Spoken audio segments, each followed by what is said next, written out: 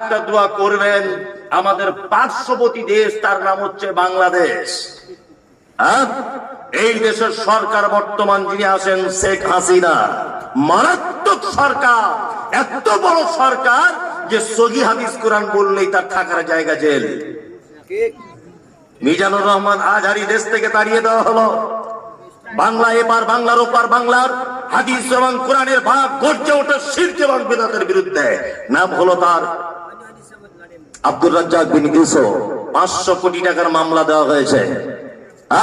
এটা আপনি জানেন যে বাংলাদেশের একজন মুফাসসির কোরআন আল্লামা দেলোয়ার হোসেন সাইদি 11 থেকে 12 বছর 13 বছর জেল খাটার পরে লোকটাকে পৃথিবী থেকে চলে যেতে হলো, আর মানুষের সামনে কোরআনের তাফসীরের জন্য কোনোদিন ফেরত আসতে পারলেন না। আমির হামজা মনোমুগ্ধকর ভাবে তিনি তাফসীর করতেন, একজন কোরআনের হাফেজ, একজন মুফতি সাহেব মানুষ। আল্লাহু আকবার। লোকটা দীর্ঘদিন জেলখানাতে বন্দী হয়ে রয়েছে। অসংখ্য আলেম ওলামাদেরকে জেলখানাতে বন্দী করে রাখা হয়েছে। আগামী 1 থেকে 1.5 মাসের ভিতরে বাংলাদেশের নির্বাচন। আপনি অন্ততপক্ষে মুসলিম যদি হন, আলেম ওলামাদের যদি আপনি বন্ধু হন, আপনি যদি কোরআনের পক্ষে যদি হন, এই দোয়া করবেন যে আল্লাহ যেন হাসিনার নৌকা এবারই ডুবিয়ে দেয়। এই দোয়া করবেন, এইবারই যেন তার নৌকা ডুবে যায়। একটা মুসলিম দেশ, একটা মুসলিম কান্ট্রিতে হক কথা বলা যায় না। প্রত্যেক আমি মমতাজুল ইসলাম হিন্দু কান্ট্রিতে বসবাস করার পরেও হক কথা, সহিহ হাদিসের কথাই দেশের মাটিতে বলতে পারি। এই দেশের মাটিতে আমি যে কথা বলতে পারি সেই কথা বাংলাদেশের কোন বক্তা বলতে পারবে না। মানে আমাদের দেশের হিন্দু রাষ্ট্রের থেকেও মুসলিম রাষ্ট্র হিসেবে সরকার একেবারে নিকৃষ্টতম। নামে মুসলিম, নামে শুধু মুসলিম। দোয়া করবেন এদের জন্য, আল্লাহ যেন ওদেরকে হেদায়েত দান করে, আর না করলে নৌকা ডুবিয়ে দেয়। নৌকা ডুবে যাক, এটাই আমরা চাই। কি বললাম বুঝলেন না? তারা আলেম ওলামারা একদম খোলা পরিবেশে তারা বক্তব্য রাখতে পারবে, তাই তো? দোয়া করবেন। রাত্রি 12:30 বাজে। আর একজন ভাই বলতে চেয়েছেন আমাদের বেনাদা মাঠে আইল নিয়ে কাটাকাটি হয়, আপনি কিছু কথা বলেন। অনুরোধ হইল, আইল মানে বুঝলাম না, জমি যেটা ডিভাইডেড, মাঝখানে যেটা থাকে পার্টিশন। আচ্ছা আচ্ছা আচ্ছা আচ্ছা, মানে এরকম লোক আছে। আল্লাহু আকবার। ওই লোকটা আবার মসজিদে এসে নামাজে কাতারে দাঁড়িয়ে বলছে সবাই কাতার সোজা করে নেন, কাতার বেঁকে গেলে নামাজ হবে না। যে লোকটা জমির আইল কেটে বেঁকিয়ে দিয়ে এসেছে, ও এসে বলছে কাতার সোজা করে নেন, নামাজ হবে না। এরকম লোক আছে না নেই? আছে। আল্লাহু আকবার। এটা একটি মারাত্মক অপরাধ। সর্বপ্রথম একটা জিনিস শুনে রেখে দেন, সেটা হচ্ছে এই, আমাদের নবী মুহাম্মদ সাল্লাল্লাহু আলাইহি ওয়াসাল্লাম তিনি বলেছেন মান কানা ইউমিনু বিল্লাহি ওয়াল ইয়াউমিল আখির ফালিয়ুজি জারাহু। ওই লোক আল্লাহকে বিশ্বাস করে না, ও লোক কিয়ামতকে বিশ্বাস করে না, যে লোক তার প্রতিবেশী, তার মেহমানের সঙ্গে অসৎ ব্যবহার করে। 2, নবীজি কথা বলতে গিয়ে আবার বলেছেন যে ওই লোক আল্লাহকে বিশ্বাস করে না, কিয়ামতকে বিশ্বাস করে না, যে লোক তার প্রতিবেশীর সঙ্গে অসৎ ব্যবহার করে। আইল কাটছেন মানে আপনি নিশ্চয় আপনার প্রতিবেশীর জমি তার পাশে, তাই না? 2 প্রতিবেশীর জমি, এটা একেবারেই হারাম, চলবে না। আমাদের নবী মুহাম্মদ সাল্লাল্লাহু আলাইহি ওয়াসাল্লাম বলেছেন কোন মানুষ যদি কোনো মানুষের অন্যায় ভাগে 1 বিঘা জমি যদি দখল করে, কোন ছলচাতুরি চালাকি করে যদি জমি দখল করে বা জমি বাড়িয়ে নেয়, তাহলে 7 তবক জমিন কিয়ামতের মাঠে তার ঘাড়ের উপরে চাপিয়ে দেওয়া হবে। খুব বড় বিপদ। কি বললাম বুঝলেন না? মানে যত ধান আলি কাটলে ওই জায়গাটায় বেশি হয়। সারা জমি পড়ে আছে, কোথাও ফসল ভালো হয় না, তোমার আলি কাটার ঢং এলো কেন? কিছু লোক এরকম আছে না, এমন আইল করে রেখেছে যে মানে মানুষ একটা পায়ে হেঁটে যাবে এরকম কোনো পরিস্থিতি নেই, তাই না? আল্লাহু আকবার। হারাম, চলবে না। আপনি এমনি ধান লাগাচ্ছেন, কোন সবজি আলটা একটু পরিষ্কার করুন, সেটা আলাদা ব্যাপার। ঘাস টাস গুলো পরিষ্কার করুন, আলাদা ব্যাপার। আপনি কাটতে যাবেন কেন? আর এই নিয়ত কেন আপনার যে আমার জমি বেড়ে যাবে? দুনিয়াতে বাড়লেও আখিরাতে আপনার বরবাদ হয়ে যাচ্ছে। আল আকরাম আল্লাযী আল্লামা বিল কলম আল্লামাল ইনসান মা লাম ইয়ালাম। وقال النبي صلى الله عليه وسلم من سلك طريقا يلتمس فيه علما সাফালাল্লাহু লাহু বিহি তারিকান ইলাল জান্নাত। গোটা বিশ্ব যখন এগিয়ে চলেছে, আমরা তখন বসে বিবি তালাকের ফতোয়া খুঁজেছি ফিকহ হাদিস চষে। হানাফি সাফি মালিকি হাম্বলি তখনও মিটিনি গোল। এমন সময় আজরাইল এসে হাঁক দিল তলপিতল।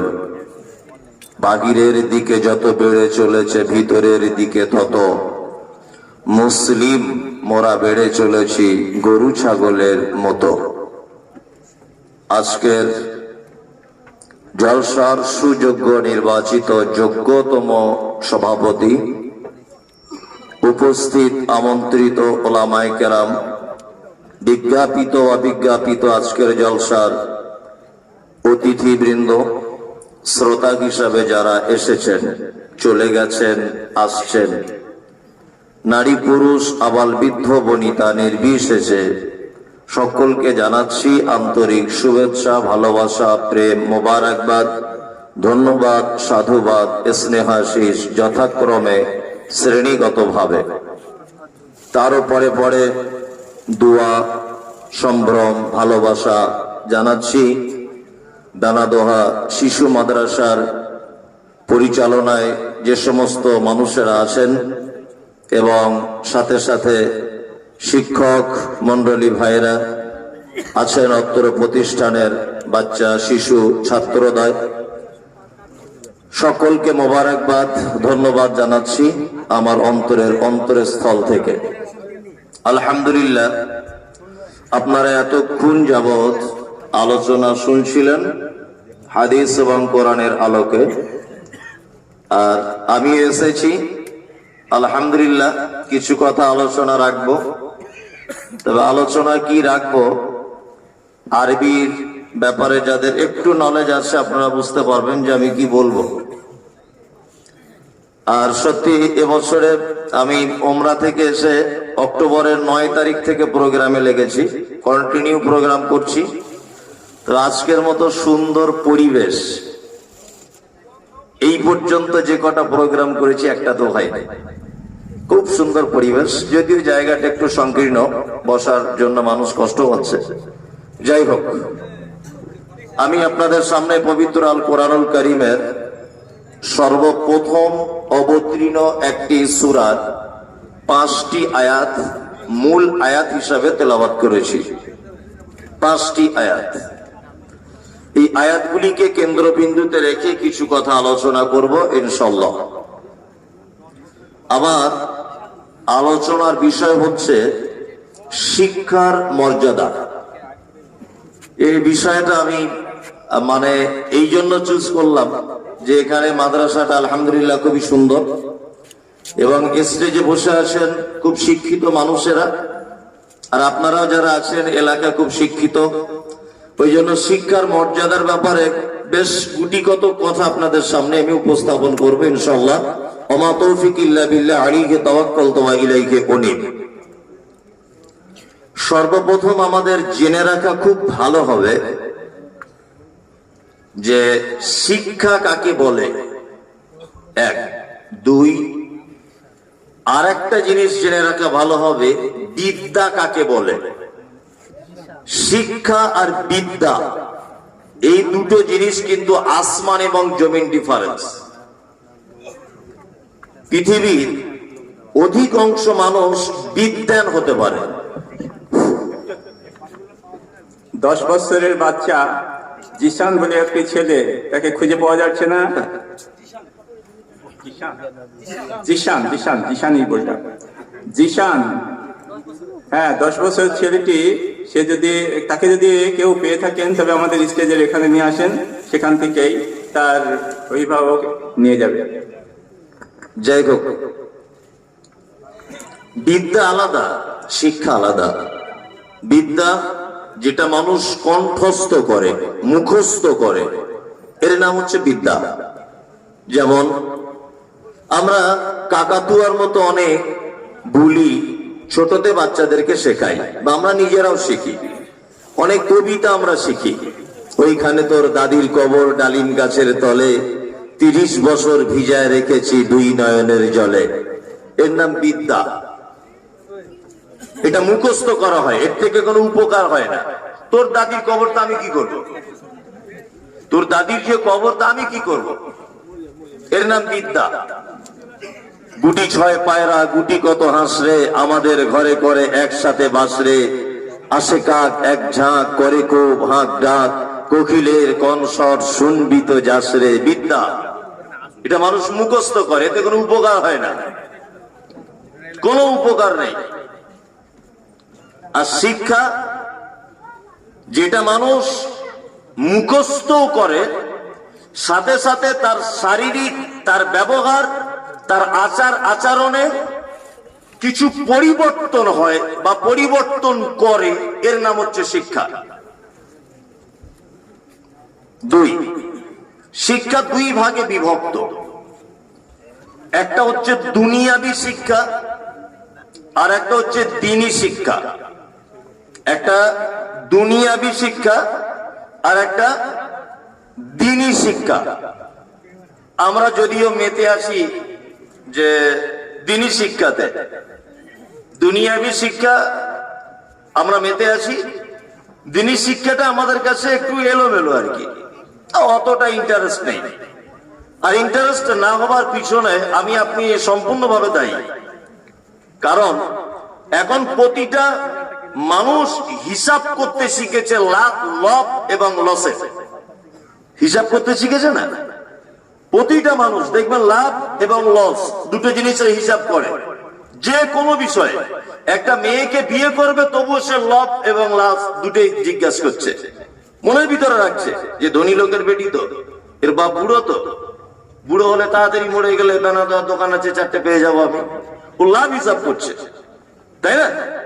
বিয়ে করবে একটা মেয়েকে তবুও লাভ হিসাব করছে। একটা লোক তার স্ত্রী পেটে বাচ্চা এসেছে, ওখানেও লাভ এবং লস দুটোর হিসাব করছে। বেটি ছেলে হয়ে যাবে না তো, বিয়েতে 4-5 লাখ টাকা লেগে যাবে, লস। ও ভাবছে যদি বেটা হয়, বেটা হলে লাভ, পরের সম্পত্তি পেয়ে যাব, প্লাস ইনকাম করবে, বেটার আমি খাবো। সব জায়গাতে মানুষ লস আর লাভ দেখছে। আমরা সমাজ এমন ভাবে পরিচালনা করছি বা এমন চোখে দেখছি, এই দ্বীনি শিক্ষাটাকে, এটা খুব তাড়াতাড়ি সমাজ থেকে বিলুপ্ত হয়ে যাবার পথে। যদি বলছেন কেমন করে, একটা ছেলে 15 বছর স্কুলে পড়াশোনা করার পরে সে ডাক্তার হচ্ছে, একটা রোগী দেখলে তার ফি 500 টাকা, তার আব্বা হিসেব করছে সারাদিনে যদি 50টা রোগী দেখে তাহলে 25,000 হিসেব করেছে। একটা ছেলে মাস্টার হচ্ছে, হাই স্কুলে জয়েন করলেই তার 40-50 হাজার টাকা বেতন, তার বাপ হিসাব করছে আমার ছেলে যদি হাই স্কুলে চাকরি করে তাহলে 60,000 টাকা বেতন হলে প্রতিদিন 2,000 করে, তাই না? হ্যাঁ, এইবারে ওই বাপটা হিসাব করছে আমার ছেলে যদি মৌলভী সাহেব হয় তাহলে মসজিদে কত করে, বলছে 3500 টাকা করে, বলছে এটা দেওয়ার দরকার নেই, হিসাব করছে লস লাভ। আপনি টাকাটা একটু পরে বলুন ভাই। হ্যাঁ, লস লাভ খুঁজছে মানুষ, খুঁজছে না? মাদ্রাসায় পড়াবে, ওই একটা বড় চেক বুক হাতে ধরিয়ে দেবে, রমজান মাসে লোকে দরজা দরজা গিয়ে জাকাত চেয়ে চেয়ে বেড়াও, আমার ছেলে কাজ করতে পারবে না, তাই না? আস্তে আস্তে আস্তে আস্তে করে দ্বীনি শিক্ষাটা মানুষের কাছ থেকে কি একটা হেয় প্রতিপন্ন, একটা যেন অ্যালার্জি ভাব, যে শিক্ষা আমার ছেলেকে দেওয়া যাবে না, তাই তো কি না? জি। তাহলে দুটি শিক্ষা আপনাকে দেখালাম, একটা দুনিয়াবি, একটা দ্বীনি। নাম্বার 2। নাম্বার 3, আর একটা কথা আপনাকে বলে দিচ্ছি, সেটা শুনে রেখে দেন, যে পৃথিবীতে যত শিক্ষা ব্যবস্থা আছে, যত শিক্ষা ব্যবস্থা, কোন শিক্ষা ব্যবস্থা একটা সমাজকে, একটা পরিবারকে, একটা জাতিকে কখনোই পরিবর্তন করতে পারে না, অসম্ভব ব্যাপার, পরিবর্তন করতে পারে না, পারে না। একটি মাত্র শিক্ষা একটা জাতি, একটা সমাজ, একটা পরিবার, একজন একাকী তার ব্যক্তিত্ব সবকিছু পরিবর্তন করে দিতে পারে। একটি মাত্র শিক্ষা, তার নাম দ্বীনি শিক্ষা বা কোরআনের শিক্ষা। প্রমাণ অবশ্যই আপনাকে প্রমাণ দিব। আমাদের নবী মোহাম্মদ বলুন সাল্লাল্লাহু আলাইহি ওয়াসাল্লাম, ঠিক এইভাবে কিন্তু আপনারা পরিবেশটা রাখবেন, তাহলে কিন্তু আমি অনেক কথা বলবো। আর যদি পরিবেশ উল্টো পাল্টা হয় তাহলে আমি অন্য লাইনে চলে যাব। এক, আমাদের নবী মুহাম্মদ সাল্লাল্লাহু আলাইহি ওয়াসাল্লাম নবুয়তি পাওয়ার পূর্বে ছোট থেকে তিনি ছিলেন খুব নম্র, ভদ্র, বিনয়ী স্বভাবের। জীবনে কোনোদিন তিনি কোনো পাপ কাজ করেননি। জীবনে কোনোদিন তিনি কোনো কটু কথা, অকথ্য ভাষায় প্রতিবেশী বা প্রতিপক্ষকে কোনোদিন গালাগালি করেনি। ছোট থেকেই তিনি ছিলেন খুব ভদ্র।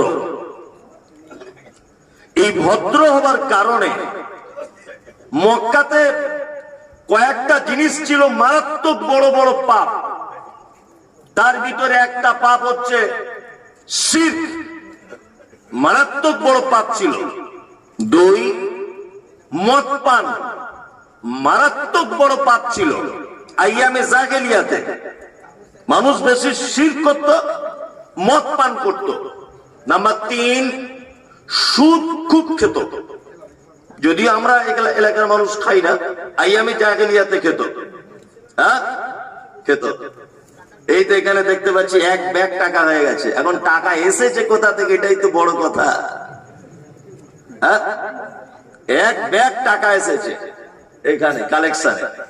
এখন মেন কথা হচ্ছে টাকা এসেছে কোথা থেকে, এটা তো দেখার ব্যাপার। দেখার ব্যাপার নাই। আল্লাহ সুবহানাহু ওয়া তাআলা নিজে পবিত্র, তিনি পবিত্র অর্থকে গ্রহণ করেন, তাই তো? এই যে মালগুলো এখানে এসেছে পবিত্র আছে তো? হ্যাঁ, না লোক দেখানো হচ্ছে 50,000 আমি কি করে না মদের দোকানের মালিক। আর মৌলভী সাহেবরা এমন আছে, এমন করে দোয়া করছে মনে হচ্ছে জান্নাতের জায়গা নেই, ওকে ঠেলে ঢুকিয়ে দিচ্ছে। হচ্ছে কি হচ্ছে না? সুদ মারাত্মক বড় পাপ। এটা ছিল আইয়ামে জাহেলিয়াতের মূল ব্যবসা বলতে পারেন, টাকার বিজনেস। নাম্বার পাঁচ ছিল এক গোত্রের মানুষ আর এক গোত্রের মানুষের সঙ্গে সামান্য কিছু কারণে তারা মারামারি লেগে যেত এবং বড় বড় এর ফলে যুদ্ধ পর্যন্ত ঘোষণা হয়েছিল। এটা আপনারা জানেন। মানুষ সেক্স করত, সেক্স অর্থাৎ যৌবনের খিদা মেটাতো। রাত্রে আমাদের দেশের মানুষ তার স্ত্রীকে নিয়ে রাত্রের বেলা যৌবনের তৃপ্তি করে রাতে স্ত্রীর সঙ্গে। আইয়ামে জাহেলিয়াতে বেটা তার মায়ের সঙ্গে রাতের বেলা সেক্স করত, ইতিহাস বলছে এটা। আর ভাই তার বোনের সঙ্গে রাতের বেলা রাত্রি যাপন করত। ভাইপো তার ফুফুর সঙ্গে রাত্রি যাপন করত। এর নাম আইয়ামে জাহেলিয়াত। মানুষ মারা গেলে মানুষকে দাফন করার আগে তার মাথাটাকে কেটে নেওয়া হতো। কেটে নিয়ে তার মাথার ভিতরের মগজ বার করে এই মাথার এই জায়গাটাকে বানাতো একটা মদ পান করার পাত্র। মরা মানুষের মাথার খুলিতে তারা মদ পান করত। ব্যভিচার তাদের কাছে ছিল বৈধ, সুদ তাদের কাছে ছিল বৈধ।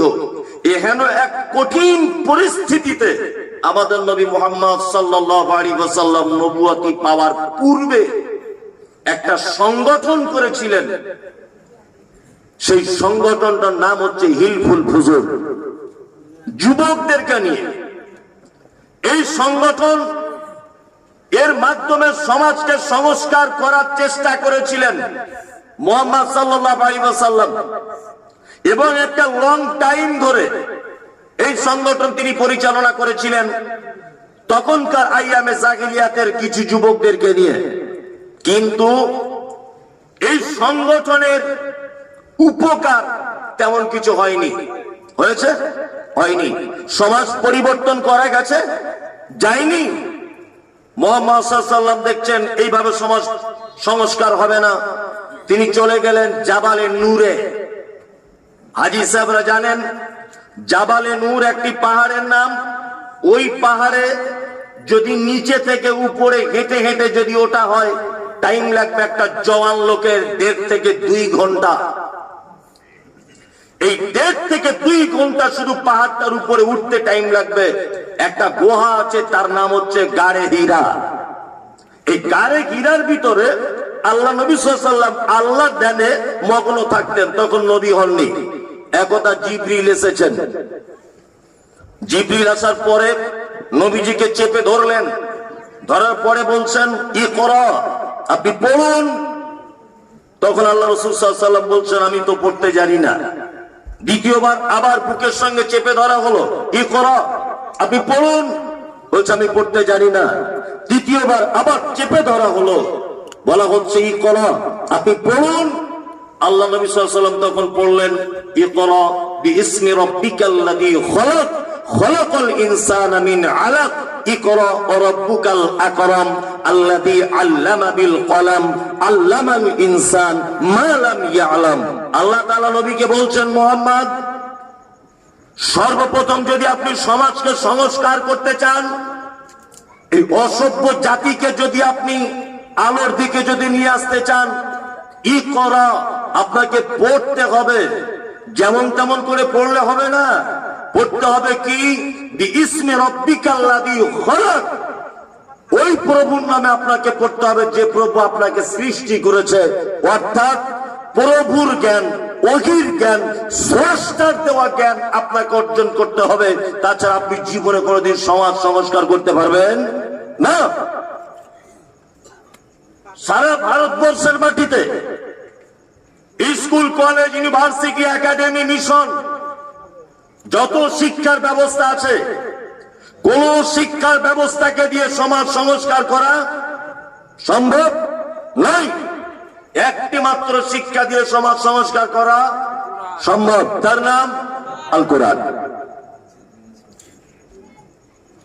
এই পর্যন্ত এই জায়গাটা জেনে যান। আবার একটা অন্য লাইনে যাচ্ছি। আদম আলাইহিস সালাম, তিনি হচ্ছেন পৃথিবীর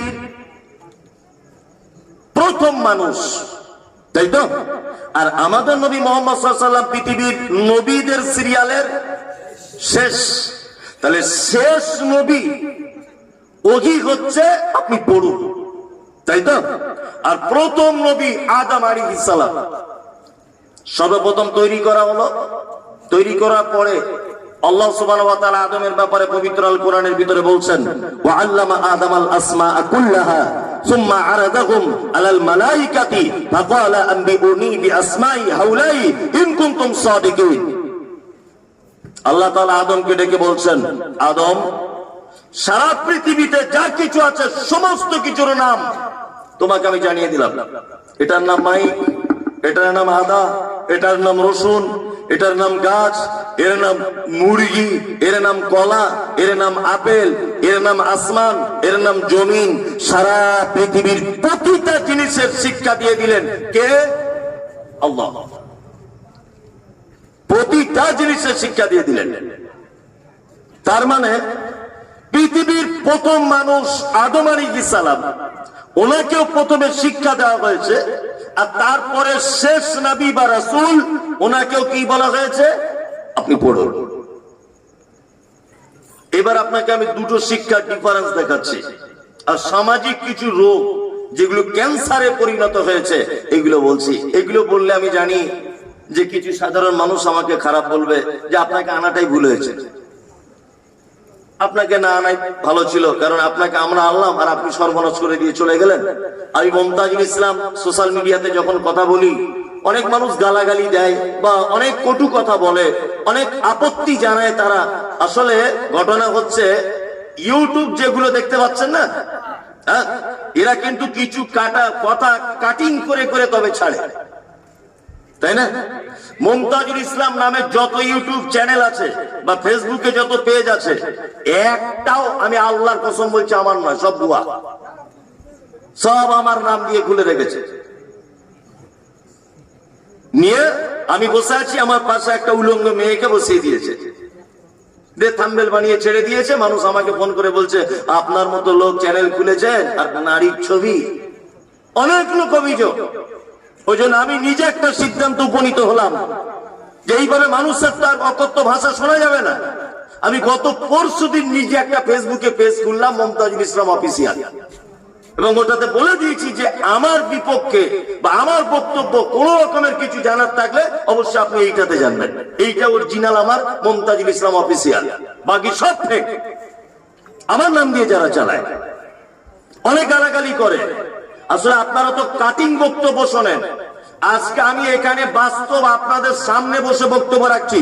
দেখুন তো আমি বিতর্কিত কথা বলি না মানুষ ভুল বুঝে আমার কথা নিয়ে বিতর্ক করে, এটা আপনাদেরকে বিচার করার জন্য শেষ পর্যন্ত অনুরোধ থাকলো। এক,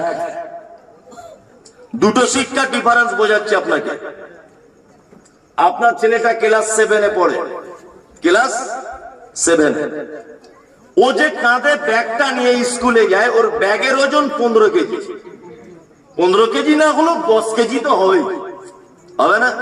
এখন আবার রাজ্য সরকার ক্লাস 7 পর্যন্ত মনে হয় খিচুড়ি বা ভাত টাত খেতে দেয়। মানে ওই বাসন আর গ্লাস ধরে সব মিলে ওজন করলে 10 কেজি হবে। সাবজেক্ট কটা? সাবজেক্ট ধরে নেন এখন 10টা, তাই না? 10টা। অথচ হেডমাস্টার যে রুমে বসে আছে ওই রুমটাতে লেখা আছে নো স্মোকিং, ধূমপান করিবেন না। 15টা বই পড়ে একটা ছাত্র 15 বছর পরে IPS অফিসার হয়েছে, ও যে রুমটাতে বসে আছে ওখানে লেখা আছে ধূমপান করিবেন না। SP হয়েছে একটা ছেলে, ও যে অফিসে বসে থাকে ওখানে লেখা আছে নো স্মোকিং, ধূমপান করিবেন না। তার মানে নয় নিজে করে, নয় অন্য কেউ এসে ওর অফিসে ধূমপান করেছে, আর নয় কারু করার সম্ভাবনা আছে। মানে একটা ছেলে 15টা সাবজেক্ট নিয়ে পড়াশোনা করলো যে স্কুলে, ওই 15টা সাবজেক্টে একটা কোথাও লেখা নেই যে ধূমপান স্বাস্থ্যের পক্ষে ক্ষতিকারক। এটা লেখা নেই, এটা পড়ানো হয় না। ওই জন্য দেখতে পাবেন যে যারা দুনিয়াবি শিক্ষায় শিক্ষিত অফিসার, একটু হাই কোয়ালিটি, তাদের রুমে এগুলো লেখা থাকে। থাকে কি থাকে না? থাকে থাকে। কি আজব একটা শিক্ষা, তার নাম দ্বীনি শিক্ষা।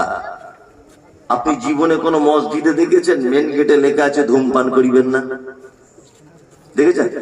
কোন মাদ্রাসায় দেখেছেন যে মেন গেটে লেখা আছে ধূমপান করিবেন না? আছে না। মুহাম্মদ সাল্লাল্লাহু আলাইহি ওয়াসাল্লাম বলেছেন ধূমপান হারাম। অবশ্যই স্বাস্থ্যের পক্ষে এটা মারাত্মক ক্ষতিকর, এটা হারাম। এই মমতাজুল ইসলাম আপনাকে বলছি, সোশ্যাল মিডিয়াতে বা অনেক আলেমরা ফতোয়া দিচ্ছে এটা যে বিড়ি পান করা মাকরু, বলছে না? বলছে মাকরু। মাকরু আবার কি? দুটি অপশন, একটা বৈধ একটা অবৈধ। মদের সংজ্ঞা দিয়েছে ইসলাম এইভাবে। কিভাবে দিয়েছে? আল্লাহ নবী সাল্লাল্লাহু আলাইহি ওয়াসাল্লাম বলেছেন এমন এক নেশাদার দ্রব্য, তুমি যদি তার বেশি পরিমাণে খাও, তোমার মাথা যদি উল্টা দিকে চক্র লাগায়, এর নাম হচ্ছে মদ। আমি মমতাজুল ইসলাম জীবনে কোনোদিন বিড়ি পান করিনি। আপনি যদি আমাকে বিড়ি পান করিয়ে দেন একসঙ্গে 20টা, তাহলে আমার মাথা চক্কর লাগবে কি লাগবে না? লাগবে। এটা হারাম, এটা হারাম। অনেক মানুষ সেটা মকরু মনে করে পান করছে, এটা ছোটখাটো পাপ। এই এক গ্লাস মদ পান করলে যে পাপ হবে, একটা বিড়ি পান করলে একই পাপ। কোন পাপের কোয়ালিটি ডিফারেন্স নেই। আরে পায়খানার আবার কোয়ালিটি হয়, যেটা হেডমাস্টারের পায়খানা একটু সেন্ট বেশি আর ওটা কর্মচারীর গন্ধ বেশি, এরকম ব্যাপার আছে নাকি? হারাম হারাম। কি বলছি বুঝতে পারছো? আমরা মুসলমান এগুলো খাচ্ছে কি খাচ্ছি না? বিড়ি পান করছি। অনেক মানুষ আছে না, এখনো যদি এখানে চেক করা যায় তো মনে 100 লোকের পকেট থেকে বার হবে। বার হবে কি হবে না? হবে। অনেক মানুষকে দেখতে পাওয়া যায় যে বাড়ি থেকে ফজরের নামাজ পড়বে, উঠেছে, তা উঠে ওর উচিত ছিল একজন মুসলিম উম্মাহ হিসাবে একটা মিসওয়াক খুঁজে মিসওয়াক করতে, দাঁতন করতে করতে মসজিদে যাওয়া। এটা ওর উচিত ছিল না? এই মিসওয়াক বাদ দিয়ে প্রথমেই বালিশের তলায় হাত দিয়ে বলছে কই গো সাবিনার মা, দেশলাইটা কোথায় রাখলে? মানে বাড়িতে পিঁড়ি ধরিয়ে মসজিদের গেটে ফেলে ও মসজিদের সালাত আদায় করছে। এরকম মুসল্লি আছে না? নেই? আছে। এত যে দুর্গন্ধ বাসি মুখে বিড়ি পান করলে। আল্লাহু আকবার। বোঝাতে চাইছিলাম আপনাকে এটা যে ইসলামের শিক্ষা অর্থাৎ দ্বীনি শিক্ষা এমন একটি ব্যবস্থা যে একটা মানুষের দেহ, একটা মানুষের সমাজ, একটা মানুষের পরিবার সমস্ত কিছু থেকে তাকে হেফাজত করতে পারে কি পারে না? পারে, পারে। এবার আপনাকে বলছি, কোরআনের শিক্ষা যাদের ভিতরে নেই তাদের ব্যাপারে আল্লাহ তাআলা কি বলছেন? আল্লাহ বলেন, কুল হাল ইয়াস্তাবিল্লাযিনা ইয়ালামুনা ওয়াল্লাযিনা লা ইয়ালামুন। নবী আপনি বলে দেন তো, যারা এটা জানে আর যারা জানে না তারা কি দুজনা সমান? সমান কি সমান নয়? সমান, সমান নয়। আল্লাহ তাআলা আবার অন্যত্রে বলছেন, কুল হাল ইয়াস্তাবিল আমা ওয়াল বাসীর ওয়াজ যুলুমাতু ওয়ান নূর। এই জায়গাটা আপনার সঙ্গে আমার একটু বিতর্ক হলে হতে পারে। এই আয়াতটাতে আল্লাহ তাআলা কোরআন মাজিদে বলছেন, আমি অনুপরিমাণ কম বেশি করার ক্ষমতা রাখি না, শুধুমাত্র বাংলা অনুবাদ করে দিচ্ছে আপনাকে। জানুন, দেখুন কথাটা আপনি কতটা নিতে পারছেন। এই কথাতে অনেক মানুষ রাগ করবে, এটা আমি জানি, কিন্তু আমি এই কথাও বলছি, রাগ করলেও কিছু করার নেই, আমাকে বলতেই হবে। আল্লাহ তাআলা বলছেন, কুল হাল ইয়াস্তাবিল আমা ওয়াল বাসীর ওয়াজ যুলুমাতু ওয়ান নূর। যারা কোরআন মাজিদ জানে এরা চোখওয়ালা লোকের মতো, যারা কোরআন মাজিদ জানে না এরা অন্ধ লোকের মতো। এইবার আপনাকে একটা কথা বলছি, সারা পশ্চিম বাংলাতে 8,500-এর বেশি মাদ্রাসা আছে, এই দানাদহর মতো। যদি বলছেন আপনি রিপোর্ট পেলেন কি করে, আমি ডাক্তার জাকির নায়েকের একটা বই থেকে পড়ে আপনাকে বলছি, 2013 সমীক্ষা অনুযায়ী 8,513টা মাদ্রাসা আছে গোটা পশ্চিম বাংলাতে, বেশি কম হলে হতে পারে। এই টোটাল মাদ্রাসাগুলি বিল্ডিং এর পরিবর্তন দেখেছেন, টোটাল মাদ্রাসাগুলি জমি কেনার উন্নতি দেখেছেন, কিন্তু টোটাল মাদ্রাসাগুলি যদি আপনি সমীক্ষা চালান, আজ থেকে 20 বছর আগে যে গতিতে চলেছে আজও সেই গরুর গাড়ির গতিতে চলছে, কোনো ডেভেলপ নেই। দেখেছেন, কোনো ডেভেলপ নেই। আমি যে সিলেবাস পড়ে এসেছি, এখন আমার বেটা সেটা পড়ে, আমার ওস্তাদও সেটা পড়েছে, তার ওস্তাদ সেটা পড়েছে, কোনো রকমের ডিফারেন্স নেই, একই সিলেবাস চলছে, কোনো উন্নতি নেই। উন্নতি না থাকার পিছনে একটা মারাত্মক কারণ আছে। আল্লাহর ভাষা বোঝার চেষ্টা করুন। সারা পৃথিবীতে নয়, সারা পশ্চিম বাংলাতে যত মিশন আছে, যত মিশন, এই মিশন গুলো দেখবেন আজকে 1 তলা, কাল 2 তলা, কাল 5 তলা। কি বলছি বুঝতে পারছেন না? এবছরে অ্যাডমিশন ফি 15,000, আবার আগামীতে দেখবেন 25,000। তবুও ছেলে ওখানে যাচ্ছে, যাচ্ছে কি যাচ্ছে না? যাচ্ছে। কারণ আছে, কারণ হচ্ছে এই যে মিশনগুলি যারা পরিচালনা করে এরা সব জেনারেল হাইফাই শিক্ষিত মানুষ। কি বলছি বুঝতে পারছেন না? ওরা জানে কোন মাস্টারকে দিয়ে কি বই পড়াতে হবে, কোন সিস্টেমে পড়লে আমার মিশনটা গ্রোথ হবে, আমার মিশনের ডেভেলপ হবে, এই জ্ঞান তাদের আছে। আছে না নেই? আছে। এই জন্য এত ডেভেলপ তাদের। আমাদের মাদ্রাসাগুলো গরুর গাড়ির মতো চলছে কেন? তার একটা কারণ আছে। আল্লাহ বলছে যারা কোরআন মাজিদ জানে না এরা অন্ধ। আমরা মাদ্রাসা থেকে ইসলামের আলো জ্বলবে, তাই না? এই আলো জ্বলার জায়গাটা কিছু অন্ধ লোকের হাতে আমরা দিয়ে দিয়েছি, কোরআনের ভাষাতে অন্ধ। আমি মমতাজুল ইসলাম চোখে দেখি না, একদম চোখে দেখতে পাই না। আমার হাতে একটা 5 ব্যাটারির লাইট দেওয়া হয়েছে, যে এই লোকটাকে একটু মেন রাস্তায় গিয়ে তুলে দিয়েছো তো। আচ্ছা বলুন, আমার পক্ষে সম্ভব না অসম্ভব? বলুন, সম্ভব না অসম্ভব? অসম্ভব। কারণ আমার কাছে লাইটই বাকি, দিনই বাকি, রাতই বাকি, আমি তো নিজে অন্ধ। তা আমরা এমন শ্রেণীর মানুষের আছে, এই মাদ্রাসা নামক জায়গাগুলো তুলে দিয়েছি, মসজিদ নামক জায়গাটা তুলে দিয়েছি।